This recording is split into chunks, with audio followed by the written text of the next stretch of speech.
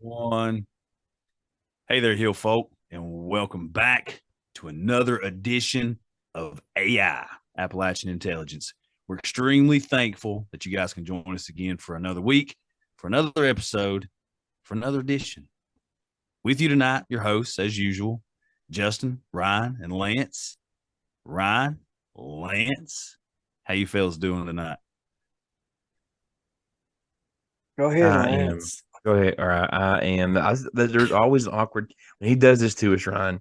There's always an I know. awkward 15 seconds to where we're not really sure who's going to come in first. Yeah, it's And we kind of stop and then we look at each other and then I pressed the space bar, but it didn't unmute me. So I'm like, oh, I hope he this talks thing by is the just time I from. get over here. I like the fact that we just uncomfortably try to figure out who's going first. We don't need to make a decision who does. We just continue to allow the awkward 15 seconds to hit. Well, let me fix the problem. How are you, Lance? If I was on cloud 47, I wouldn't be feeling as good as you are. But I'm doing pretty good. Yeah. Yeah. Same, gents. I am back. Cloud 47. Hey, Hill folk, Cloud 47 was arrived at 8 o'clock. And we're still going up. Oh, yeah. We're at the tippity top, but we're only halfway there. Yeah, I calculated it correctly. Ryan is back. And by Ryan, we mean Gummy Ryan. He is back in business. He is here to party or sleep or eat. We're not real sure which yet. What? I could go for some peanut butter cups right now. I'm getting kind of a little bit upset. Nobody asked me how I'm doing ever. Hey, Justin. I ask you guys. Don't be that guy. And then it never comes back to me. Don't be that guy. Well, guess what? Don't be that guy. Nobody wants you to be that guy. Well, too late. You want to do the intros. You want to be the main honcho. You got to deal with it. You got to deal with it. That's what you got to do. Okay, I'll just deal with it. Boss man doesn't get asked how he's doing. No. Well, Lance and I are planning your demise on a daily basis. And you ask the peasants, but you don't really care. You just ask because you know you have to. Yeah. Full-blown mutiny. Full-blown mutiny. We never said those words. Anyway, if y'all can't tell, it's just the boys with you tonight. Just us. And we've got a really cool, not really a topic. We have a conversation that I had with a lady a couple weeks back. And I've kind of been thinking about how to put it on here and how to get it on. But I think we're just going to run with it and go with it tonight because these guys, I've told them a little bit about it.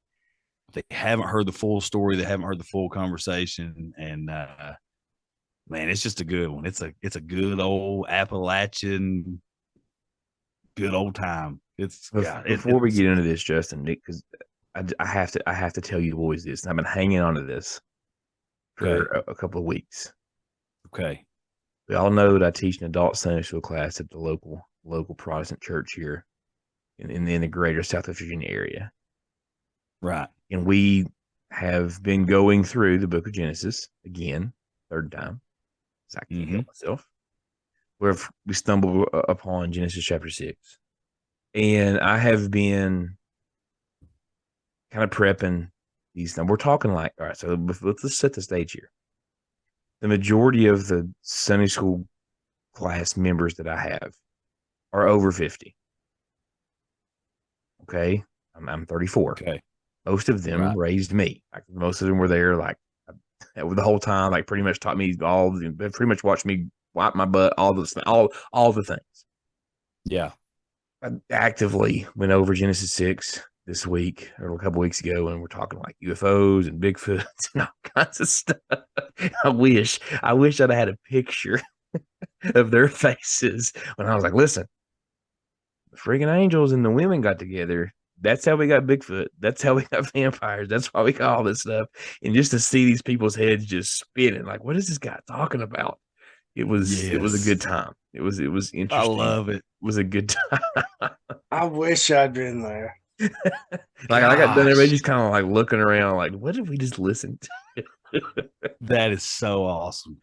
That's so awesome. Yeah, that's what the podcast has done to me. This is what this has done. Is that now I Hey. have felt the need to tell my 89-year-old grandmother, who's in there as well, who is just as just steadfast. Nothing changes her mind about anything. Born in the That's 30s awesome. and came through the Great Depression. I told her that Bigfoot's probably real. It's here because of what took place in Genesis 6, and just to watch her just look around like, what is he talking about? Because those freaking angels come down and started mating with humans, and they made a bunch of these weird offspring things. Yeah. Get out of here, angels. Sorry, I didn't mean to derail things. I had been waiting on to tell you boys that. Oh, that's awesome. I'm glad. I'm so glad to hear that. I really am. Like, that's awesome because, dude, it's truth. Like, people just gloss over it like it's no big deal, or they just won't speak about it. But I mean, it's there in plain language. I mean, it's not like, I don't know. I'm glad that you did it, Lance. I'm so proud of you right now. I could cry. I could kiss you through the screen. All right. That's super awesome. But y'all know before, now that we've been going at this for like 10 minutes already, now we're going to read the 5-star reviews. When we get love, we like to show love. Yeah. So that's what we're going to do right now. And we're going to read a couple of them tonight. We're going to start reading a couple per episode because we are way, way, way behind. And at this rate, we are never, ever, ever going to get caught up. It's a good problem to have. 2059. It is a great problem to have. Absolutely wonderful. But we're going to start reading a couple. So this one comes from Tattooed Rider. It says, great podcast. Great podcast. The content and conversations are right up my alley. Being from Alabama and an Appalachian American, it's done in my native tongue. Keep up the great work. P.S. Bigfoot can't operate portals. That's just the Snallygaster's way of pranking them. So now you know. Now you know. Those flipping Snallygasters, they control everything. Yeah, so Tattooed Rider. Yeah. Tattooed Rider, we appreciate you so much. This next one comes from Sheila Rose 13. It's 5 stars. And it says, crushing it. The AI boys are crushing the podcast game faux show. I'm honored to be part of the Hill Folk tribe, even though I live high up in the Rockies in Colorado. God bless y'all and happy treasure hunting. So Sheila Rose 13, we appreciate that so much too. And you're Hill Folk in the Rockies, just like you could be Hill Folk in the Appalachians. That's something that needs to be said on here because we've been getting a few emails that are talking about, well, even though I'm not Hill Folk, I live in Cali or I live in Kansas, or listen up and listen close. If you're listening to this show right now, I don't care where you live, you're Hill Folk. It's in your blood. If you're enjoying what you're hearing here, if you're hanging out with us, you are Hill Folk. Absolutely. There's one thing about Appalachian culture. It may take a while to get in to the family. But once you are in the family, you're in the family for life. That's just a fact of the matter. So you people out in other parts of the greater United States or across whichever pond you're across in one of these other countries, if you're still with us and still listening to us, and you can put up with us on a weekly basis, by all means, you are 100% authentic Hill Folk, and we are more than glad to welcome you into the family. Yeah.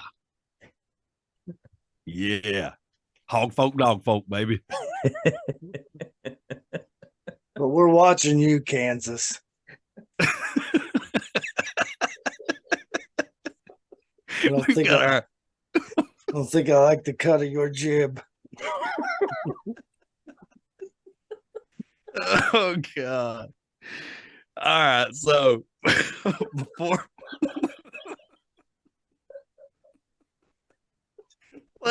stop. You're killing me. Oh, I'm sorry. That one scratched me where I was itching, boys. That was a good one, Ron. You're welcome, sir. Ryan, you've got to. What have I told you about scratching Lance where he's itching when we're trying to record? What have I told you about Oh, that? man. Let Lance scratch himself. Okay. Whew. All right. So before we jump into this thing, we had a story that was submitted to us by a member of the Discord and by a proud hill folk out there, Elizabeth. And we asked her permission to share it on the show. You know, we don't normally read listener submissions on the show. That's not kind of our bag. But this is a really cool story, I feel like, and it's set in an old Appalachian time. So I think we're going to read it before we jump into the meat of what we're going to talk about tonight. So, Lance, you want to go ahead and take that away? Betsy was born on the Ohio side of the river in 1862, but was living on a farm in New Cumberland, West Virginia, when this event took place. She and her young daughter, Sarah Jane, were trying to hold the farm together after her husband, John, went to fight on the Union side during the Civil War. Her husband had made arrangements with the man who owned the neighboring farm to help his wife and daughter. When he got back, he would settle up with whatever debt they had incurred. However, John had a beautiful blue-black Morgan stallion, and the farmer decided that he wanted the horse in exchange for helping them, and something he didn't tell Sarah's husband before he left.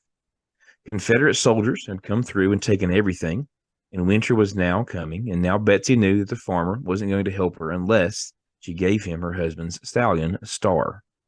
Betsy didn't want to give up the horse, but they wouldn't survive the winter without food from the farmer.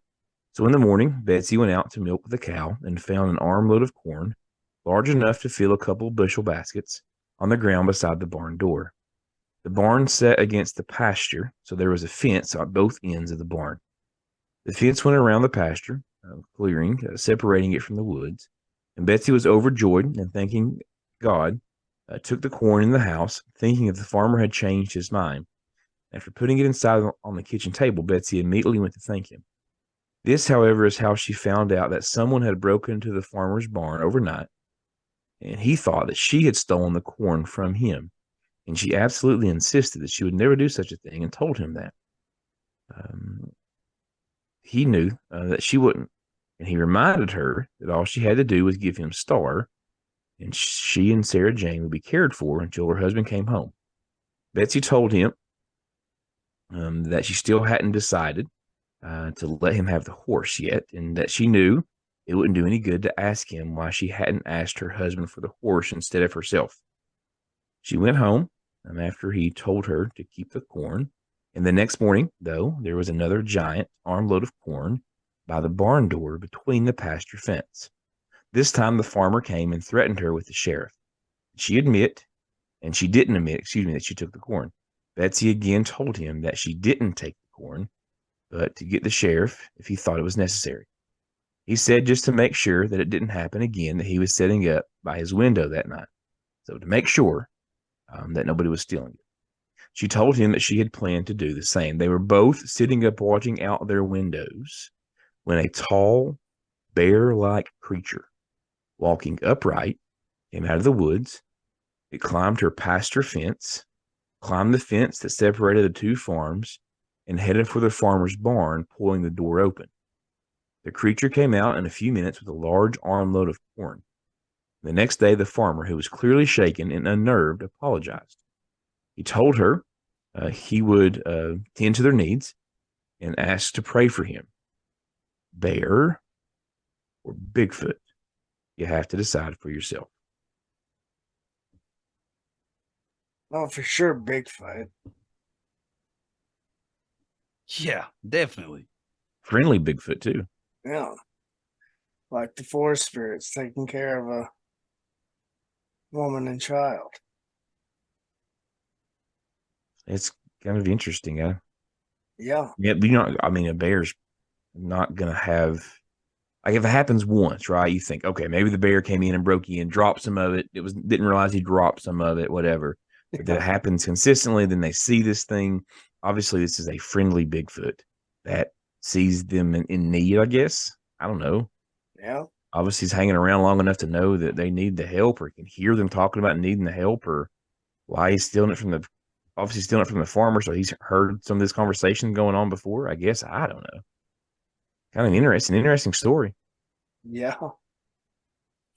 Yeah, it's definitely I think all big feet are friendly. I didn't, man. That was a joke. I was getting ready to say we're getting ready to open up a whole can of worms in that conversation. Yeah, that was a joke. We were getting ready to go, but no, I mean you do hear accounts of some of these, some of these stories like that, especially in the old times of things like that happening, and a lot of the native cultures will talk about how they traded with these big feats. They would trade back and forth with them and leave them gifts, and they would bring gifts back. And it was kind of just one of those understandings that, you leave us alone, we'll leave you alone, and we'll just go on about our business. So I don't know. I mean, it's definitely interesting. It's all the different stories that you hear. It's like, maybe Bigfoot's just like anything else. There's good ones, there's mean ones, there's bad ones, there's violent ones, there's super scary ones, there's friendly forest giants, there's ones that just want to help out. I mean, I don't know. There's all kinds of different stories. So it's definitely. If we think of if big feats, I like how we've held to big feats. I like that too. If we think that these big feats are as intelligent, obviously, as we think that they have been gone this long without really being, I guess, universally accepted as being real. Obviously they have a higher intelligence level than most animals. Yeah. We know that there's a ton of mammals out there that have emotions and feel, have family units, and that, I just think about all the different, you see this stories of whales or dolphins, mommies losing their babies and them just crying and having obviously emotional distress. So they feel empathy, right? So obviously these big feats could feel empathy as well, and understanding the need of other mammals essentially, and then having the desire to help. It's not a crazy thought by no means. Like I remember growing up, we had a lab that had puppies. I mean, they bred them a couple different times. Remember Percy, Justin? I think Percy was around. Yeah, she was great, just an absolute great lab. We had a stray kitten that showed up at the house. And like Percy allowed the kitten to nurse her. First, and then took this kitten in, as one of the puppies, and it just grew up with the puppies. And it was just kind of the innate ability. It felt the empathy and saw the need there and took care of the need. It's not out of the realm of possibility for a Bigfoot to do the same. Yeah, I'm with you.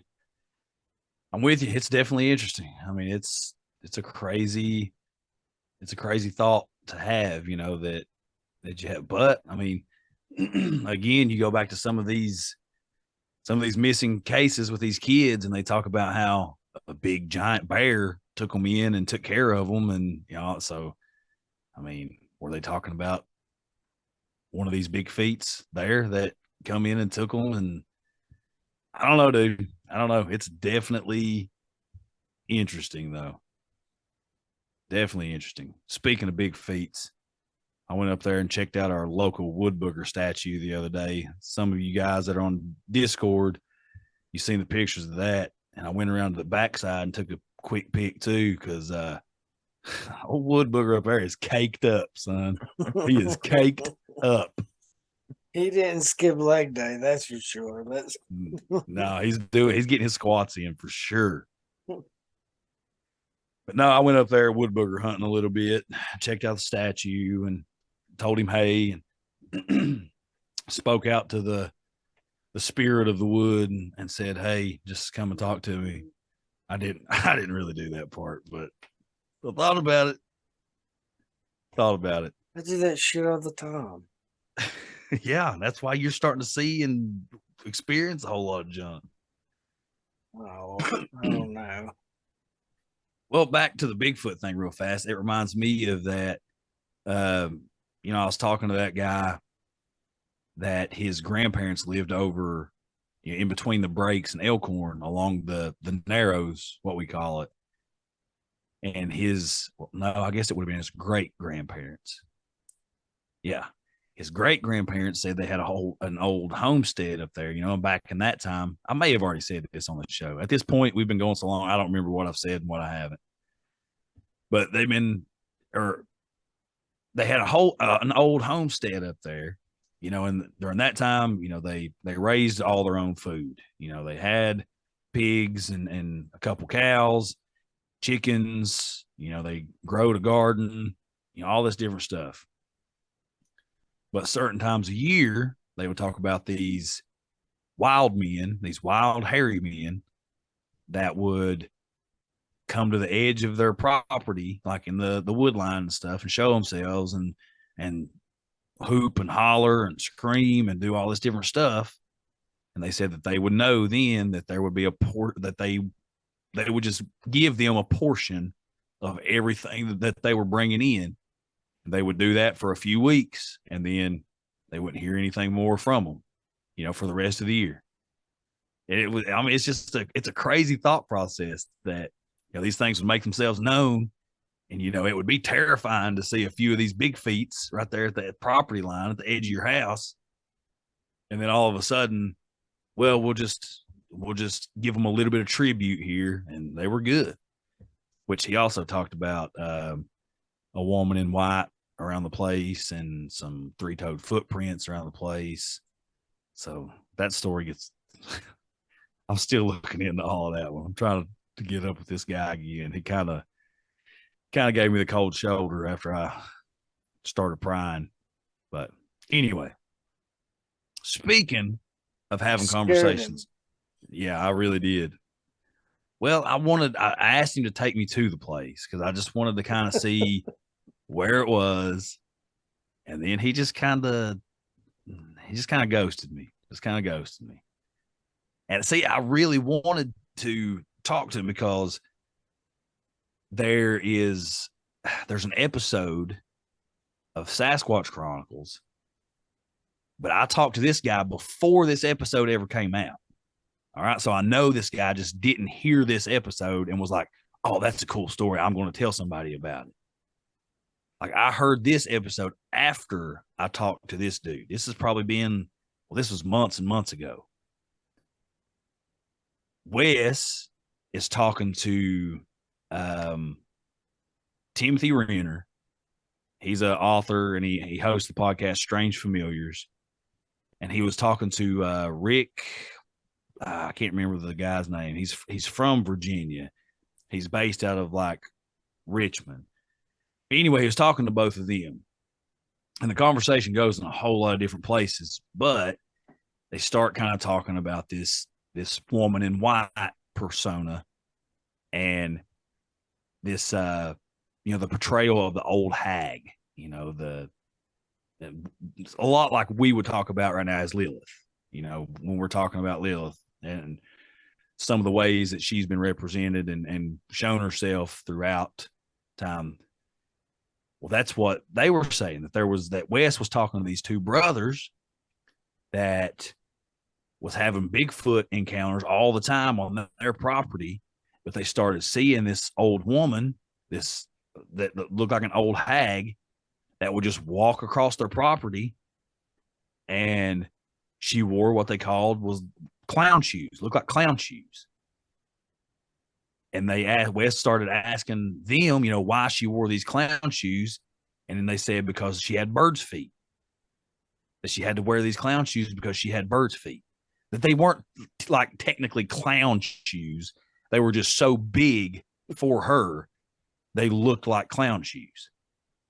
So he said these brothers said that one night there was a whole bunch of these big feets that was up on the ridge or whatever, causing a big ruckus and going crazy. And this old hag just starts walking across their property again, up that direction.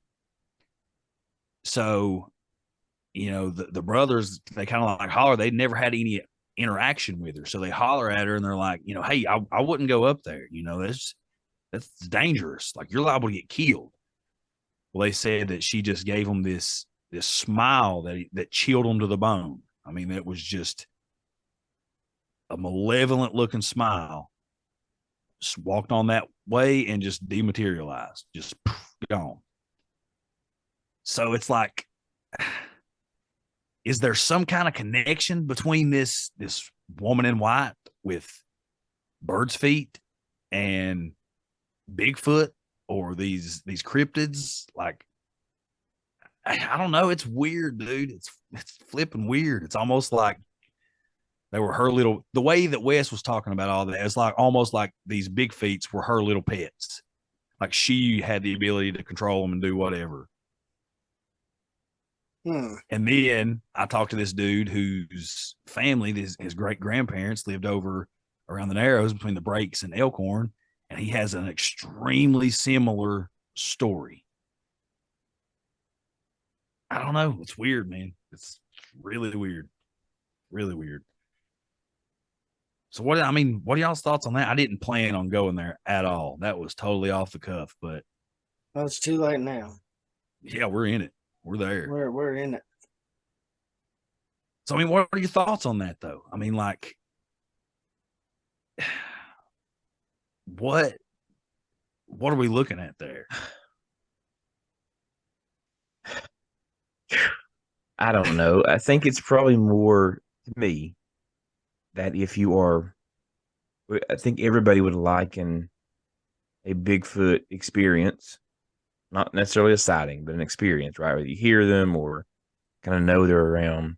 We all would say that anytime that happens to anybody, it's a paranormal thing, right? It's an unusual thing that would take place, right? It's unnatural.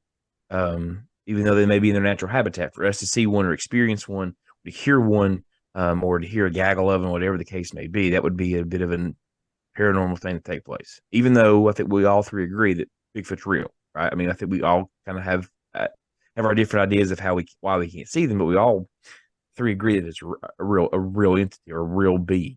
I think it's a paranormal thing that when you experience them. So when you are experiencing paranormal things like a Bigfoot, there are other paranormal things that could happen as well. And I think it's not that big of a reach that Lilith or the old hag or whatever, the witch shows up, because there's the paranormal energy that you are experiencing because you are having a Bigfoot experience as well. I don't know if it would be, I don't know if I like the idea that Lilith controls the Bigfoot. Like, I don't like that idea. I don't think they're not her pet. They're not her pets, right? I'm not going to get down with that. But I think having other paranormal experiences while you are experiencing Bigfoot, that makes sense to me. You just shit all over your theory. That wasn't my theory. I was just saying that's the way that they were talking about it. That was kind of their take on it. I mean, I don't know. Because if I think that would, if that's the case, if Lilith is controlling the with Bigfoot, whatever, or Lilith's pets, I think we would have a whole lot more accounts of that taking place, not just a couple of offshoot ones here close to. Yeah, I think it's just it's just two paranormal experiences that are happening at the same time. Yeah, almost just like the experiences are symptoms of whatever else is going on, like symptoms of a bigger something. Sure, that's my thing. That's kind of that's my take on it. Well, that's the way that. I mean, I've kind of been looking at a lot of these high strangeness cases anyway, where you have like the trifecta, we'll say, of, UFOs, ghosts, and Bigfoot or cryptids or whatever. It's almost just like they're symptoms of a larger something at play. It's weird though. Super weird. Yeah, it's weird. If you threw me off when you had to say high strangeness in that sentence, I'm like, just say weird. Well, I mean, high strangeness sounds so much more paranormal. See, we're hitting keywords like a resume. Well, I mean, that's the definition. That's the definition of high strangeness, is when you have all of those things coming He's together such at a once. paranormal podcaster. Look at him. Look at him. Look, I'm the boy. fake podcaster, and he's the paranormal podcaster using these big words. Just call it weird, man. It's what it is. Well, it is weird. And I'm But just whenever keeping you it have real. all of them coming together, it's classified as high strangeness. It's just, And I it think is the what fact- it is, boys. And I think the fact that this is an Appalachian Mountain story makes a whole lot of sense, right? I mean, this is the heart of Appalachia, right? That makes a whole lot of sense to me because we've said it a ton of times. I think the veil is just thinner here for a variety of reasons that we have covered for the last year and a half, right? I just think the veil is thinner here, so it makes sense that they're having both of these paranormal experiences going on at the same time that we haven't had accounts of elsewhere because the veil is thicker other places than it is here. Yeah, I agree with that. And that is a perfect segue into what I actually intended on getting into. We're half an hour in. It's about right. Yeah. And we're going to segue it, and I'm going to start from the last conversation that we had because of what you just said right there about the veil being thinner, and there just being something about Appalachia. It is a great story to be told, but I think if I'm telling it correctly, I should start with the middle and fade near the end, but bring you back to the beginning. That's exactly what's going to happen. If I'm telling a story, that's how it's going to go anyway. We've got crazy A to D. Yeah. All right. So I have been talking to. Sorry, Lance is taking a picture. Everybody smile. We're not official. We're not official podcasters. We're not taking pictures of us. We are podcast. 3, 2, 1. Here we go. Jeez. Excellent. All right, beautiful. Back to it. Okay, so It's weird. I'll just start at the beginning. We'll come around to it. Start in the middle, like we I was at this function. I'm not going to give a name out there. I'm not going to single out anybody in particular because I'm not so sure. Like, there was no agreement for me to share the stories or talk about some of these things. So as far as the identity and stuff, I'm going to keep it extremely vague. And I've been thinking about talking about it on here in some way, shape, or form, over on the Patreon or just a brief little thing here and there. But I feel like that it was just such an awesome conversation and so cool to hear all this from her and who she is that I feel like we just need to share it out there and put it out publicly. Because you folk know that we've talked a lot on here about granny witching and Appalachian folk magic, all that stuff. I was talking to an elderly lady at a function the other day. There was family there and family friends, just a big old Appalachian hootenanny gathering. But anyway, I got into conversation with this elderly lady, and it's because there was another person there that started asking me a little bit about the show. Was just asking different questions about it, and was asking me and Connor, my son, specifically about some of the investigations that we've went on, and and was really interested in if we were able to communicate with people that had passed on. And there's a whole big long story that goes along with that. These people they lost a child, and the way the questioning was going, it made me think that they were kind of trying to find out if they could communicate with this child that had passed. So I pretty much just came out and said, look, if you're trying to contact your deceased kid, I wouldn't do it, because you will make contact, but it's probably not going to be your child. Yeah. So let's just do something. Yeah. So, I mean, I was trying to be, as compassionate and loving about it as possible, but, to tell them like, I know that you're grasping at straws here. Like, I know I could only imagine the pain and the hurt and the loneliness that you feel without them being there. But that's not the way to go about trying to talk to them and for them to be around. No. So anyway, that conversation was overheard by this lady. Now, this lady, I've known her for an extremely long time. I love her to death. She's a well-known, well, I'll just call it for what it is. She's a well-known granny witch in this area. And Yeah, buddy. yeah, like she will actually say, yeah, when I was younger, they called me a water witch. Like she's open about now. This is a woman of faith. She believes in God. She believes, she's a devout Christian woman of the faith. But she'll look at you dead in the face and say that she's a witch doctor, and that when she was younger, they called her a water witch. And it's just one of those things that it's as Appalachian as it gets, baby. You can call them a witch to their face, and they're cool with it because they know what they do. So, and by the way, a water witch, for anybody that doesn't know, they called them that back in the old days because of their ability to douse and find water, to find wells, to do all these different things. So they called them water witches. And it wasn't just women. A lot of men did it too.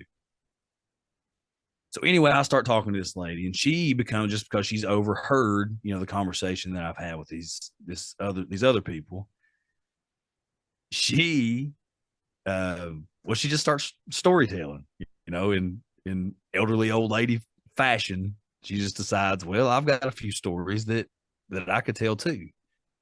So first, she makes a statement that, well, let me go back just a little bit. She starts talking about a lot of people in my family that she knew, my great aunts and great uncles and my great grandparents, and, all these people that she knew of and spent time with, and all this different stuff. So like, the lady knows my family really well. Actually, she knew my family better than I know them. There was a lot of people that she was talking about that I didn't even know who they were. So she makes a statement right off the bat. She says, well, it sounds to me like you and your son there, y'all got the sight. And she said, the sight, it's run in your family, for a long time, as far back as I can remember. So that kind of intrigued me, the way she was talking. So I said, what do you mean by the sight? What are you talking about with the sight? She said, oh, the sight. You see stuff that you shouldn't be seeing. You hear stuff that you shouldn't be hearing. And she said, you know things that you just shouldn't know. I said, so you mean like you're seeing apparitions or ghosts, and you're hearing voices and some stuff that ain't there, and you just kind of have it. She said, yeah, you know exactly what I'm talking about. You got the sight. She said, you got it just like I do. You know things you shouldn't know. You see and hear things you shouldn't be hearing and seeing. So I was like, okay. She said, that's what we always called it. She said, we always called it the sight. She said, my family always had it, and your family has had it for as far back as I can remember. She said, that there's two ways to get the sight. She said, now with our families, most of us are born with it. She said, but now some people can be given the sight. So I said, well, how would somebody go about getting the sight? And she said, oh, well, you can get it. She said, it's going to cost you a little bit, and you may not like what you have to give, but you can get it. So I said, what do you mean? Like, exactly what are you talking about? You talking about like sacrifice? And she said, well, yeah, it'll be a sacrifice. It'll be something. She said, and you may not even know what it's going to be at the time that you make the deal. I said, whoa, wait a minute. I said, make the deal with who? With what? And she said, honey, there's holler haints all around these parts that are willing to make deals each and every day. And when she said that, just like right now, I got goosebumps. I mean, my heart skipped a beat and my blood ran cold. So I asked her again, I said, so you're saying that there's a bunch of haints out here in the woods and the hollers and these mountains that are just roaming around willing to make deals with people? And she said, yeah, absolutely. She said, you can get the sight, you can get wealth, you can get fame, you can get fortune, you can get, how'd she put it? You can be like one of them TV celebrities. All you got to do is make the right deal and give the right price. I said, so what kind of prices are we talking about? She said, well, it could be anything. Could be some of your blood, could be somebody else's blood, could be something just as simple as sharing food or sharing, like different stuff. So that was just blowing my mind, her talking about all this. I said, well, let me ask you a question. How do you know that these things are out there and that they're willing to make deals with people? She said, honey, I can't tell you how many of these faceless holler haints that I seen back in my day. I said, wait a minute. Did you say faceless? She said, yeah. She said, I seen a couple that they didn't have no face. They'd show up in all black, look like they're wearing a big cloak. And she said they would show up and they'd just start talking and want to be your friend and start asking you questions and, start making promises to you. And she said, or I said, well, what did you do when you seen them? She said, I told them I already had everything I needed and I didn't need nothing to do with them. And I kept walking. So just that conversation alone, I mean, was nuts. Because, okay, we got to think about this. We got to think about this big picture here. All right. I'm talking to a well-known granny witch that's well into her 80s right now, upper 80s. Okay. And she's talking about a time when she was younger, like teenage years, walking these old, I'm talking before main, paved roads. I'm talking before there were really towns here. It was just coal camps and a bunch of houses along the hollers and ridge lines. And everybody was kind of coming together in these small communities.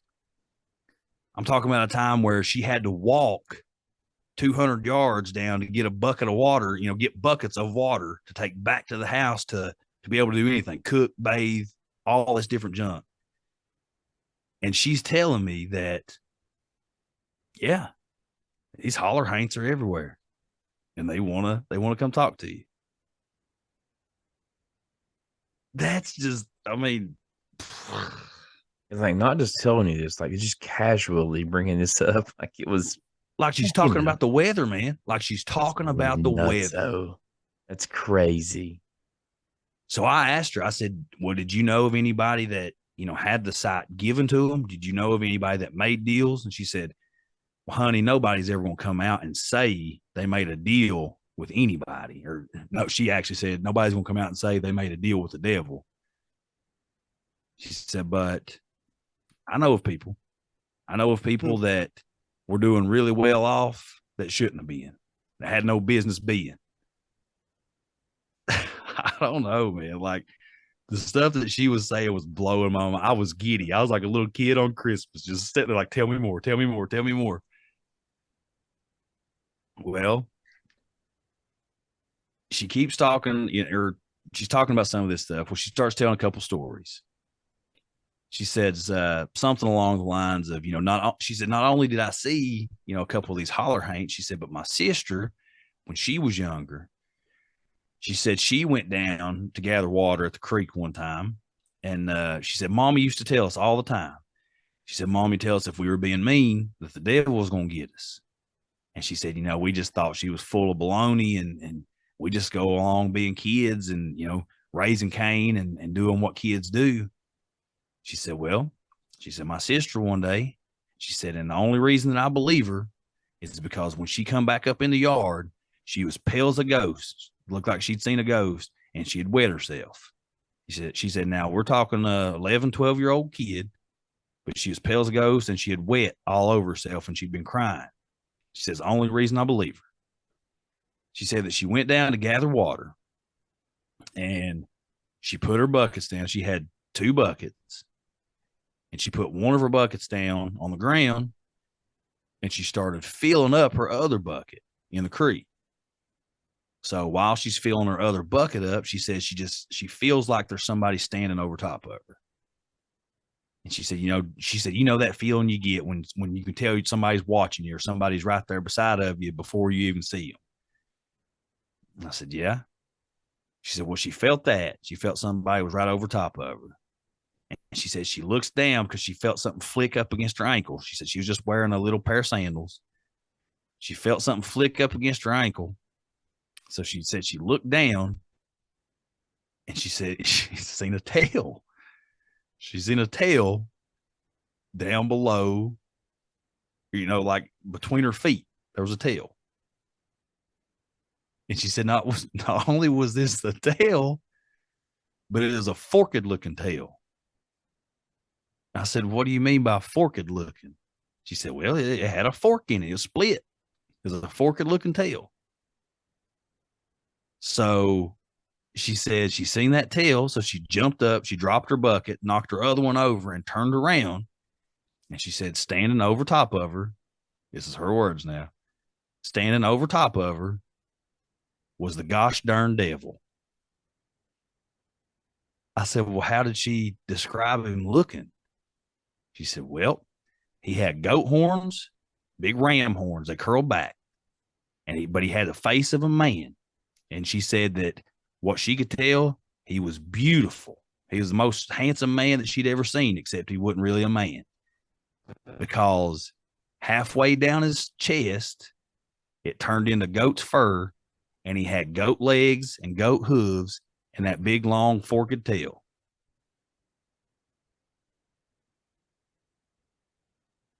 Holy crap. Man, that's a goat man that's described almost to a T with someone who would not have ever heard of goat man. Like that's, we say goat man in our circles, and we can all kind of visualize him pretty quick, right? I mean, but this is somebody describing you goat man who would not have had any concept of what that is, really, essentially. I wouldn't think so. Right. I wouldn't think so either. But they might have had an idea of the devil. But where does the depiction of the Christian devil, this horned goat looking, half man, half goat looking, ugly, evil looking creature come from? Where does that come from? It comes from Pan. Comes from Pan. Cernunnos, Pan, satyrs, whatever you want to call them. It all comes back to Pan, man. Krampus. That's a depiction of Krampus. Again, we're back to every civilization having stories and descriptions of gods, but describing them the same way. All very similarly. Yes. Yeah. Great. And I mean, like we talked a little bit with Eric on here a couple weeks ago, that would have been one of the Cernunnos and Morgana. It's just the same as Pan and Lilith. They would have came over, with these Scots-Irish settlers, or even the German. You're looking at Perkta would be the Lilith type figure. And I know there was a Slavic horned god. Oh, Belus. Yeah, Belus. It's a stag. So, I mean, no matter all these civilizations you're looking at, these immigrants are bringing these thoughts and these ideas of these gods, these forest small g gods. And then, yeah, that's where we get our depiction today. And even then, she described it as seeing the devil. But 100 years before that, or 200 years before that, she might would have walked up and said, I just seen Pan. Or I just seen Cernunnos. Yeah. Or I just seen, whatever. But it's the same kind of thing. I just saw a really big fucking goat, man. Yeah. I'm done. That was one of the coolest stories I've ever heard in my entire life. Yes. That come from this woman. And then the last story that she told me, this was the end of our conversation. Because again, it's at this, we're at this function and there's a lot of stuff going on. So I'm just trying to get as much as I can from her in as little time as possible. But she tells me a story about being out picking berries. She was picking blackberries. And she said one of her favorite things when summertime rolled around was to go pick these blackberries, and her mommy would make all these blackberry desserts. She'd can a bunch of these blackberries, but she'd make blackberry cobbler and all this different stuff. She said she just loved it. To this day, also one of my favorite things to do, even now, is go out and pick blackberries and raspberries and have Hay make jam and cobblers and pies and everything else. One of my favorite delicacies of the summer. Yes, sir. Absolutely. But yeah, she was talking about how much she enjoyed that. So she was out picking these blackberries. She said, and she had wandered off a little farther than usual. Now, this is going to be interesting. She wandered off a little farther than usual because she's seen this big giant patch of these super ripe blackberries that was out, she said, probably 40 or 50 yards farther than where she normally went. So she went out there and she said that she was in sight of her house all the way up to when she decided to go to this other big bush that she's seen. That put her out of sight of the house. So she goes over here and she starts picking these blackberries. And she said she's there and the same kind of feeling that her sister had, I guess. She felt like somebody was just in her space. Well, she turns around and she said there standing is a man in a 3-piece suit. She said an all black 3-piece suit. She said it looked like he had just walked down the red carpet. Had a top hat on, full 3-piece suit with the tails and everything, she said. Had on a pair of black leather shoes that she said looked like, she said, now look, we're talking, we're in the woods. There's mud everywhere. There's, dirt. It's just, you're in the middle of the woods. She said this man had on black leather shoes that looked like they'd been freshly and newly shined and not a speck of dust on them. Not a speck of dust or dirt. He was just there. And he said, and started off the whole thing, he took his hat off. She said he put his hat, tucked it up under his arm, and said, hey there, little missy, how are you? And she said, I was so scared, I was nervous. She said, because I couldn't see my house. And this man just appeared out of nowhere. She said, but still in my mind, I was thinking, okay, well, this is some friend of daddy's that's come over to visit or whatever. She said, so I tell him I'm doing fine. How are you, sir? He said, I'm doing fine myself. He said, them blackberries sure are looking good. And she said, well, thank you, sir. I'm going to take them back to my mommy and, she's going to make desserts and stuff with them. He said, I do a whole lot for some of those blackberries right now. And she said, well, I'm sorry, sir, but I don't. She said, at this point, she starts getting really nervous. She said, well, I'm sorry, sir, but I need to get back to the house. So she starts to walk away. And she said he wasn't like, he didn't grab her or anything, but he kind of stepped out in front of her and said, now, you sure I can't have some of those blackberries? She said, I got to go.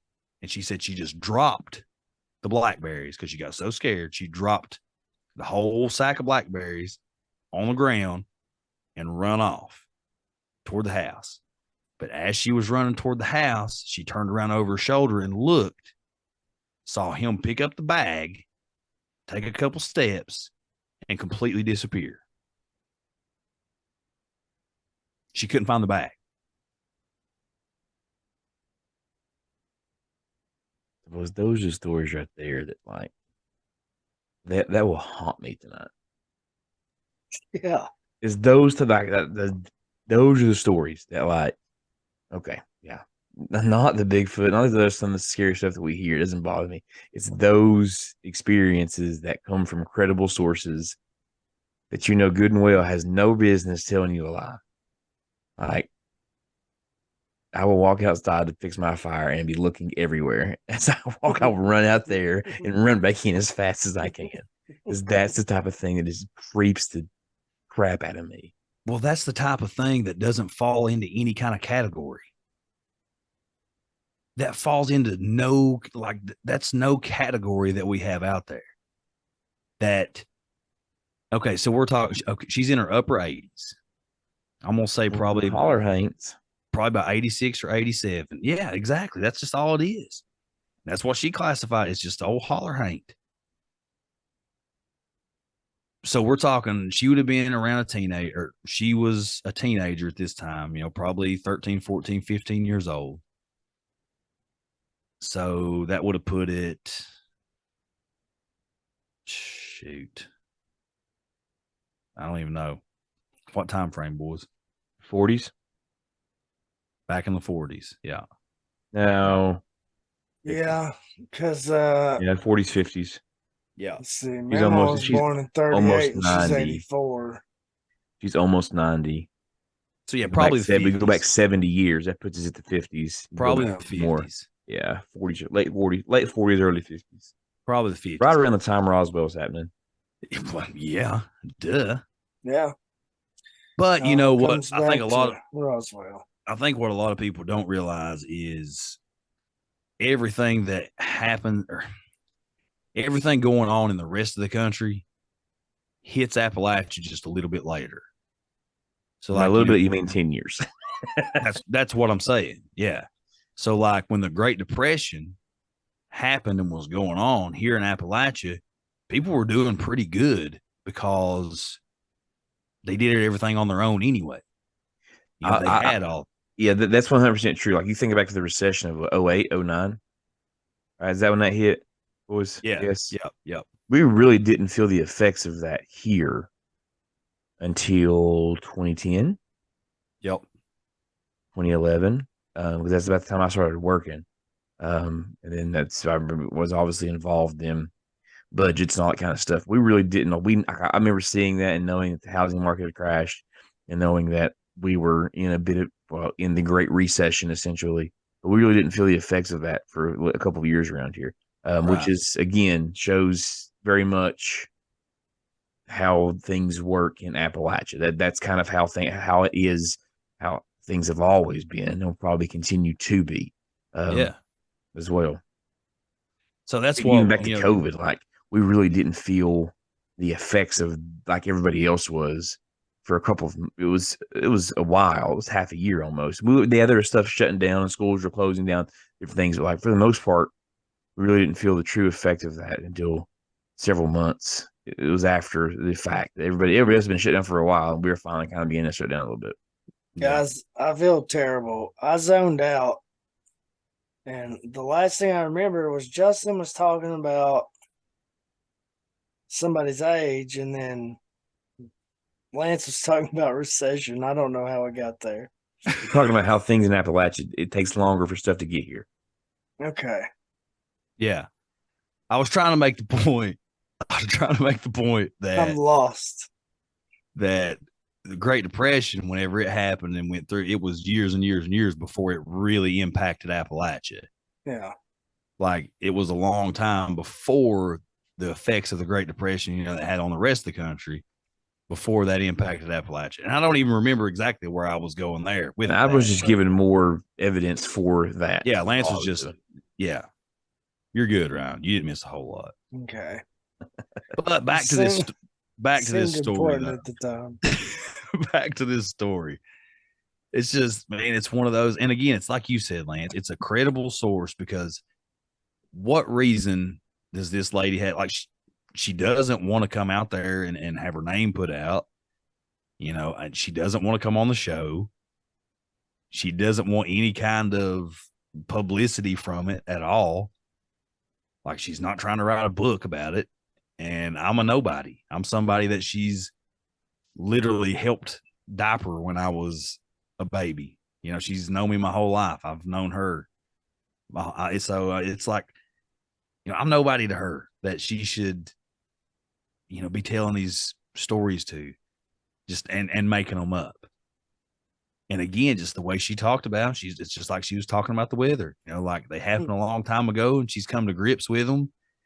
But now, like I said, I mean, she's a well-known granny witch in this area. Like she knows what she is, and she knows how to do it, and she knows, I mean, she could probably tell you right now how to contact whatever you wanted to contact. She could, I mean, that's just how she is. And to her, that's called the sight.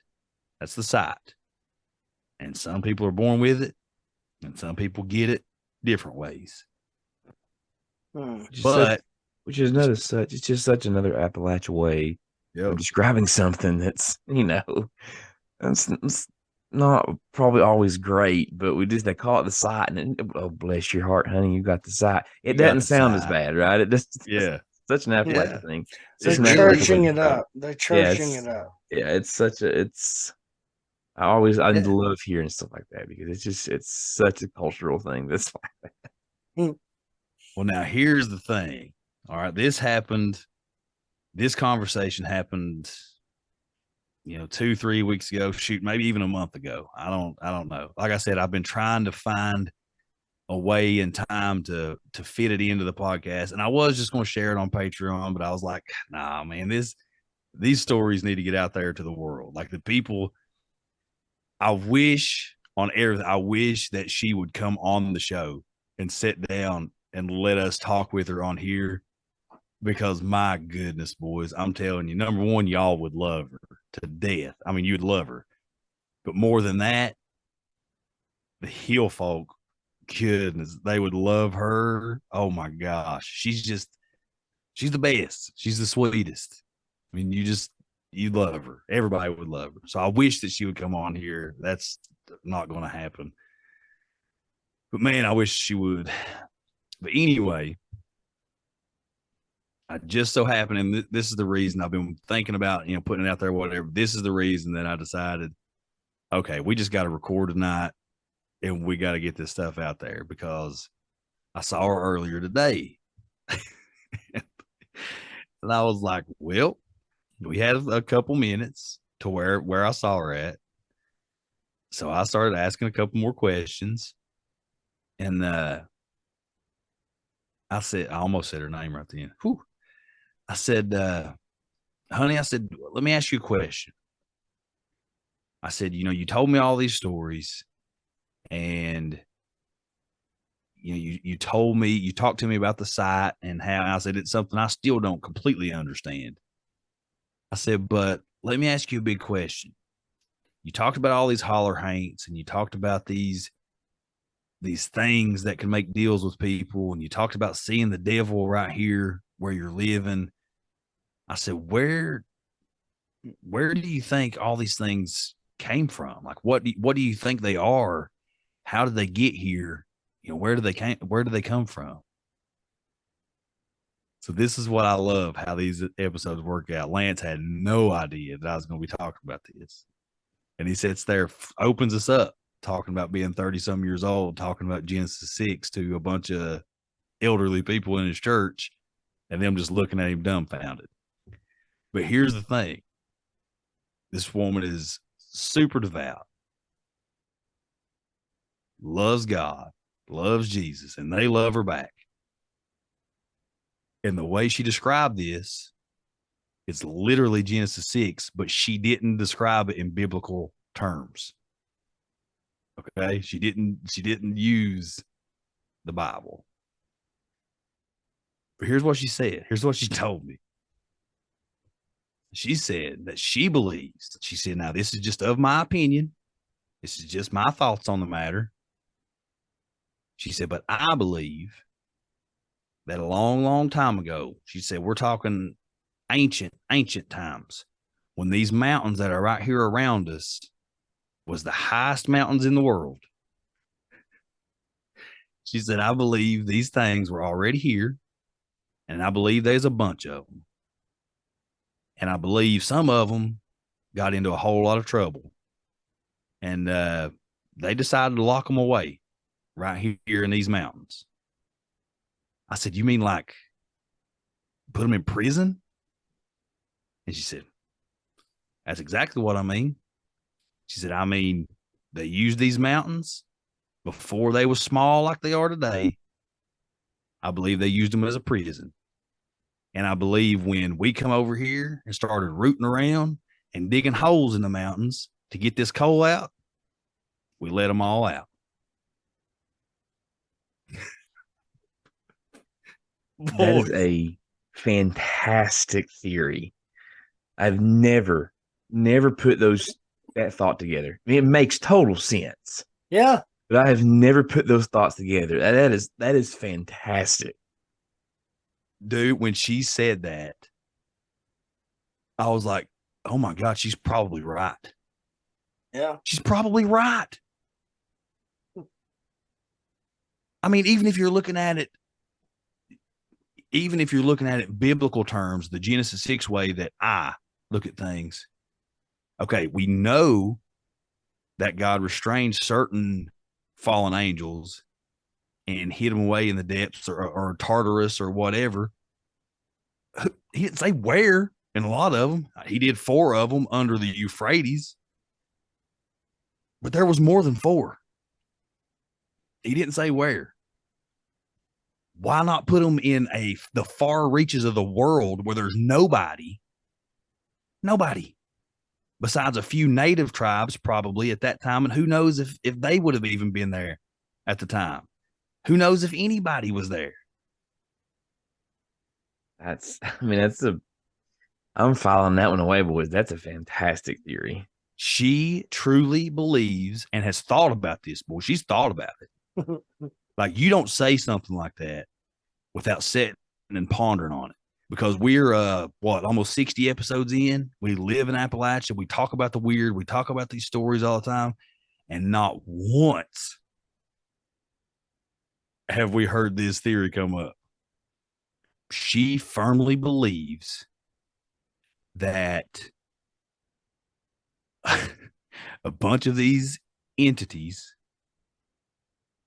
were put in prison under the mountains of Appalachia, underground in the Appalachian Mountains.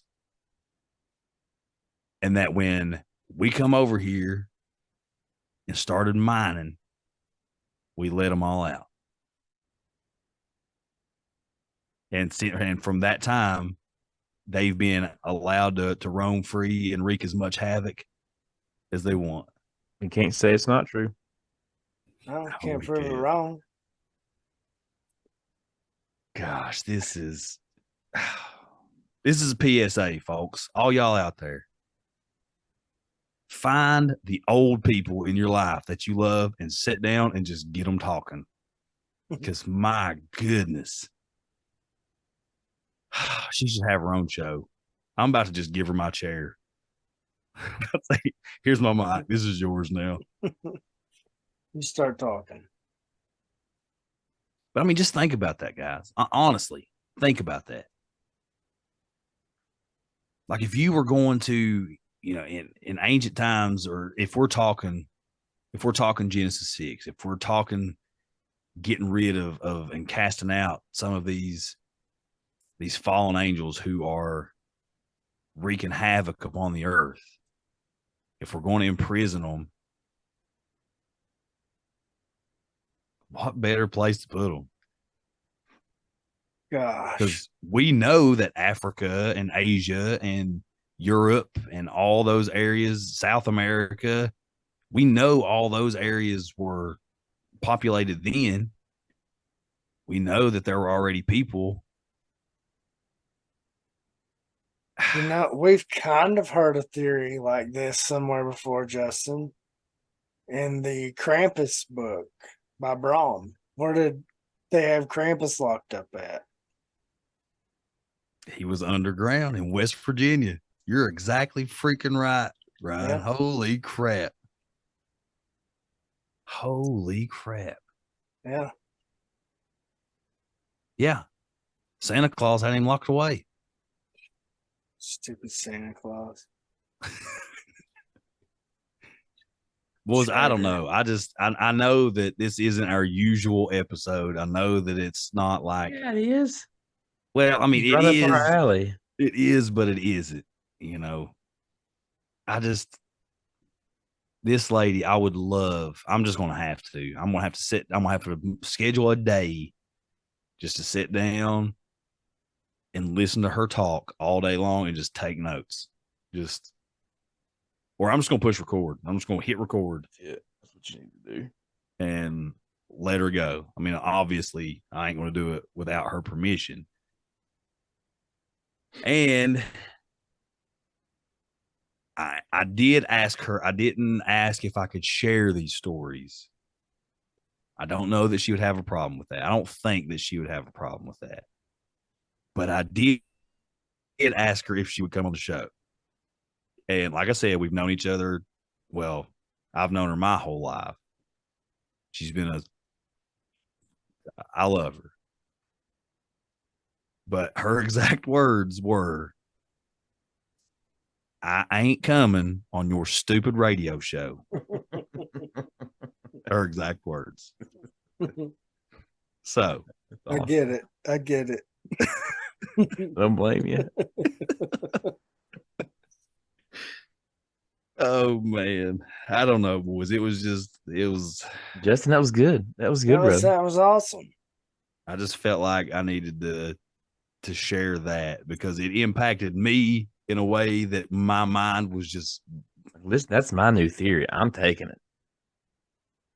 Yeah, I'm with you. Do I hear something better? That is how that is what how I will begin to explain why things are weird around here. Well, I mean, it makes just as much sense as anything else, right? Yep. I mean, we talk about old gods all the time. Talk about these old small G gods. Well, why couldn't a few of them had been here all along and just waiting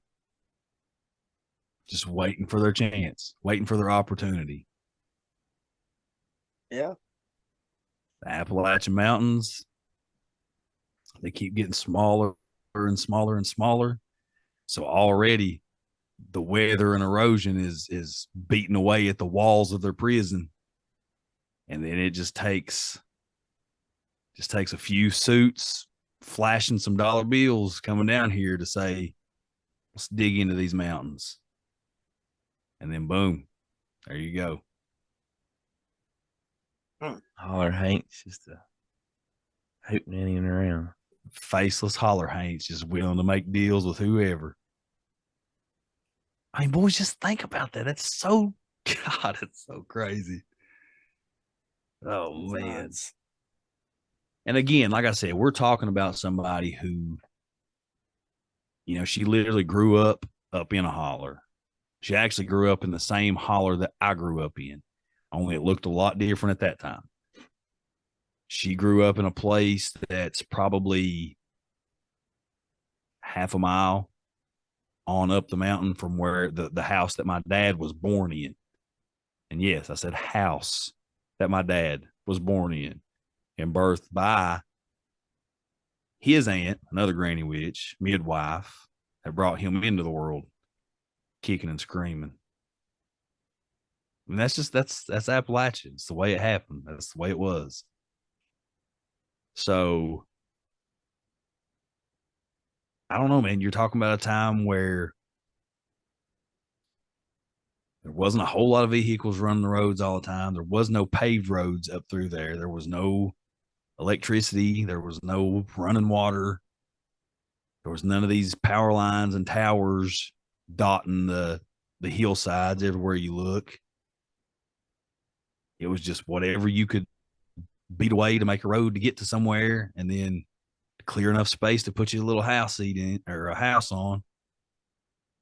And then everything else around you was was untouched wilderness until the coal mines came in. Yeah.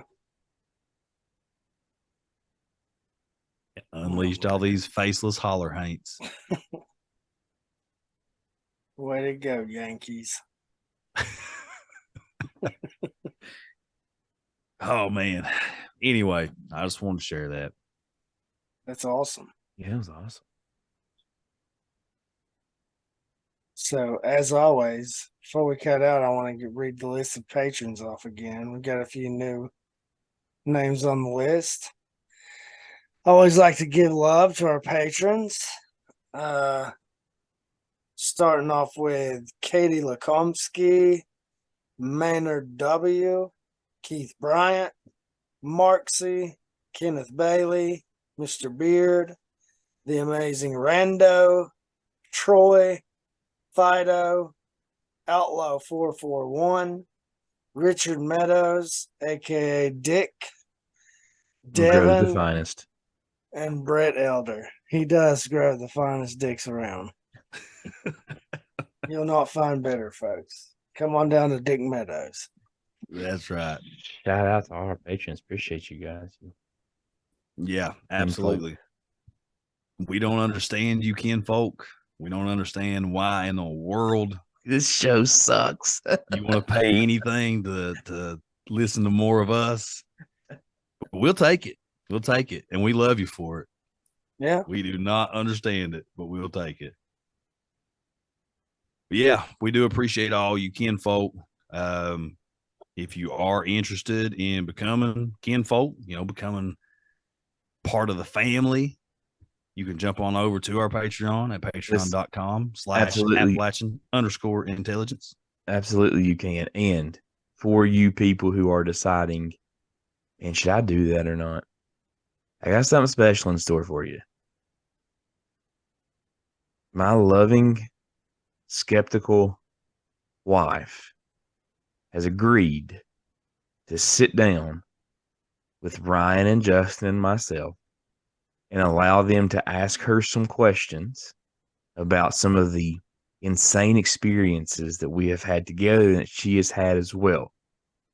Now, I've told you before on the show, the reason she has not come on because she says the government's going to start tracking her. They're already following you. But I have told her, I said, listen, we won't put it out to everybody. But we have had to explain to her what Patreon was and the whole deal because she's no clue about any of this stuff. Doesn't listen to the show at all. Big fan. Huge fan. He supports us. Yes. Has agreed to sit down and allow.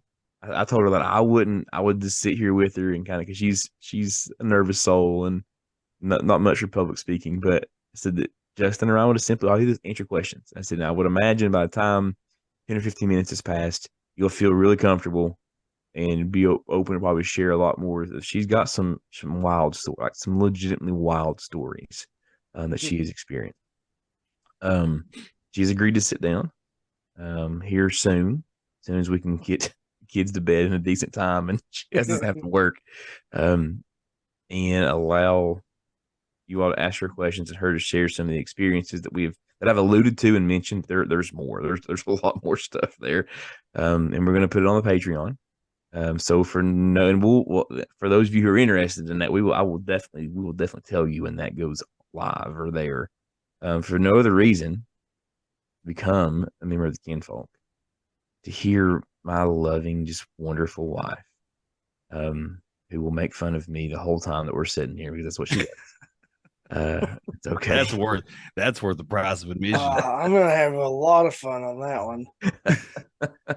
Sit down and tell like airplanes stuck in the sky, UFOs, lost time, black shadows, Santa Claus. The list goes on and on and on of things she's experienced.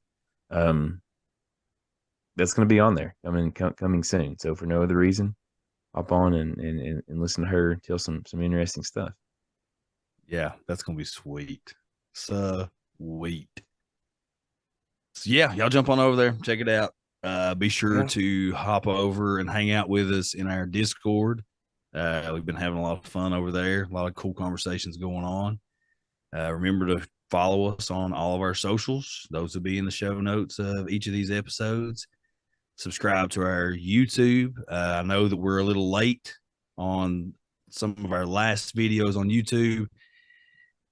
We were having some issues that we won't really get into with YouTube. And we were looking at sending all of our video stuff over on Rockfin.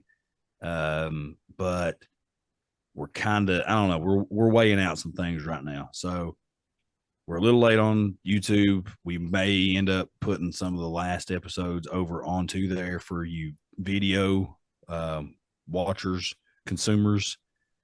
So sorry that we haven't done that. If you've been waiting on the last few and they haven't been up there, we've just been having some issues with them. So we won't get into all that. We'll figure it all out. Those of you that have been listening and keeping with us, we appreciate you a ton. The show is steady growing, and it's all because of y'all. I mean, y'all sharing it all the time. And remember to do that as well. Please share the show. But y'all are the reason the show's growing. We can't thank you enough. It's 11:11, boys, so time to shut it down. Yep, make a wish. Love you. Mean it. Until next time, heel folk. We'll see y'all later.